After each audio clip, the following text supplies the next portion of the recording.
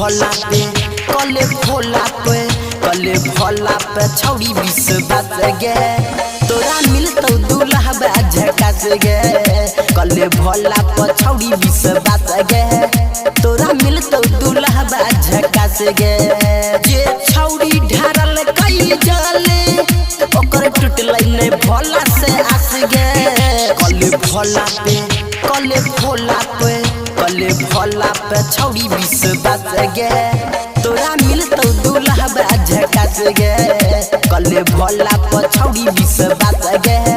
तोरा मिलतौ दूल्हा झकास गे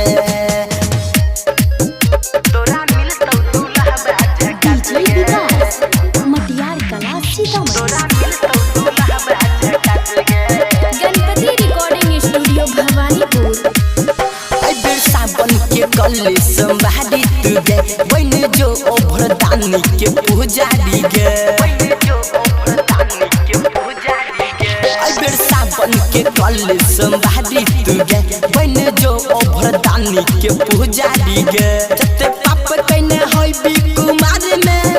सबे कट जतो बाबा दुआर में कले भोला पे छौड़ी 20 बात गे तोरा मिलतौ दूल्हा झकास गे कले भोला पे छौड़ी 20 बात गे तोरा मिलतौ दूल्हा झकास गे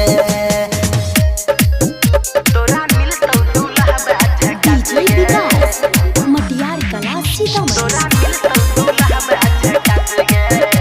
गणपति रिकॉर्डिंग स्टूडियो भवानीपुर कहियो दुख न हैतौ तोरा जीवन में पूरा करतौ जे हैतौ तोरा मन में हे गए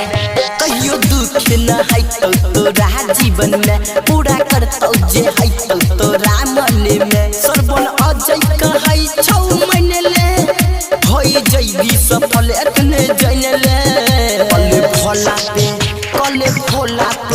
कले भोला पे छौड़ी 20 बात गे तोरा मिलतौ दूल्हा झकास गे कले भोला पे छौड़ी 20 बात गे तोरा मिलतौ दूल्हा झकास गे